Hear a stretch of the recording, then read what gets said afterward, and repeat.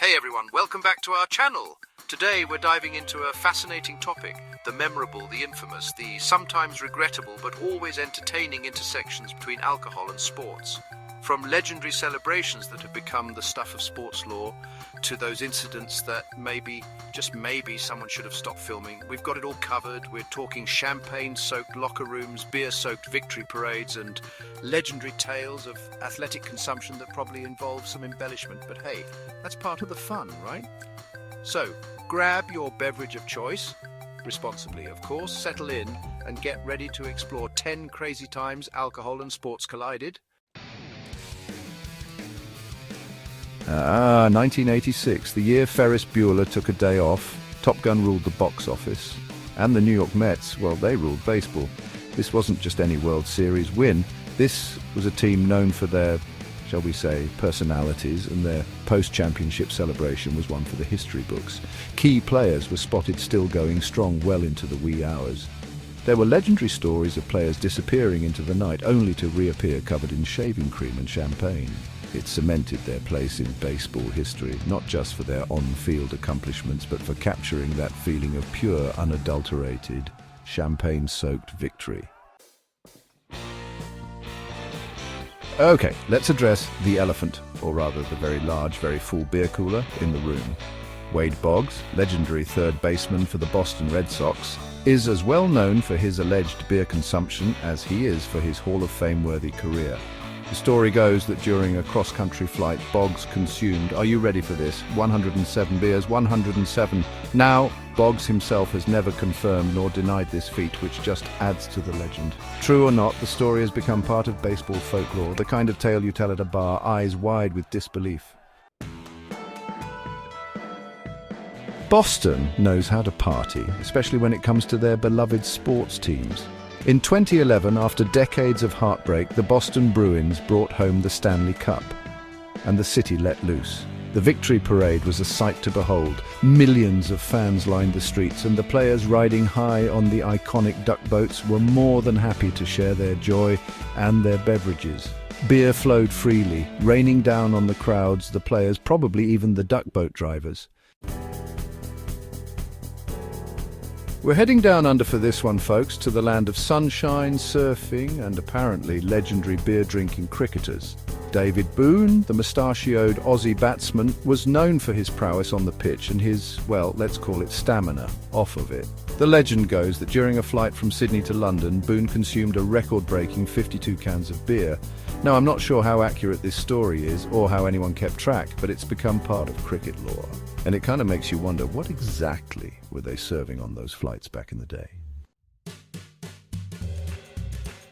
The 1977 New York Yankees, a team nicknamed the Bronx Zoo for their volatile mix of talent and temperament, were nothing short of legendary. And their World Series win? Well, it was celebrated with the same kind of fiery passion that defined their season. The locker room after the game was a scene of pure, unadulterated chaos. Champagne flowed freely, players danced on tables, and the smell of victory, well, it smelled a lot like spilled beer and cheap bubbly. The '77 Yankees celebration wasn't just about winning a championship, it was about releasing the pent-up energy of a season filled with drama. For 44 long years, the Washington Capitals, despite boasting some of hockey's greatest talent, couldn't seem to break through and win the Stanley Cup. So when they finally did it in 2018, well, you better believe the celebrations were epic. Champagne showers, beer chugging out of the Stanley Cup, as is tradition, and Alex Ovechkin, the team's captain, leading the charge with his signature blend of enthusiasm. From the locker room to the streets of DC, the party raged on for days. It was a release of decades of frustration, a city united in joy, and a whole lot of very, very happy hockey players. In 1998, France hosted the FIFA World Cup, and their national team, led by the brilliant Zinedine Zidane, captivated the nation. When they defeated Brazil in the final, the country erupted in a wave of euphoria, fueled by national pride and, you guessed it, copious amounts of alcohol. The Champs-Élysées transformed into a massive street party, with millions of people dancing, singing, and celebrating long into the night. Champagne flowed like water, fireworks lit up the sky, and the French team partied like only World Cup champions can. It was a moment of unity and joy for a country that had faced its share of challenges. For 86 long years, the Boston Red Sox labored under the curse of the Bambino, a seemingly unshakable hex that prevented them from winning a World Series. But in 2004, they finally broke the curse, and Boston, a city known for its passionate sports fans, went absolutely bonkers. From Fenway Park to the streets of Boston, fans poured out to revel in the historic victory. Beer flowed freely, chants of "Yankees suck" echoed through the streets, and grown men cried tears of joy. It was a cathartic release for generations of Red Sox fans who had grown up hearing about the curse. The Chicago Cubs, lovable losers no more, ended their 108-year World Series drought in 2016, and the city of Chicago, well, they pretty much lost their collective minds. Wrigleyville, the neighborhood surrounding the Cubs' iconic ballpark, became the epicenter of a celebration that lasted for days. Fans poured into the streets, hugging strangers, singing "Go Cubs Go" until their voices were hoarse, and consuming enough beer to float a small navy. The party spilled out from the bars onto the streets, a sea of blue and red celebrating a victory that many thought they'd never see.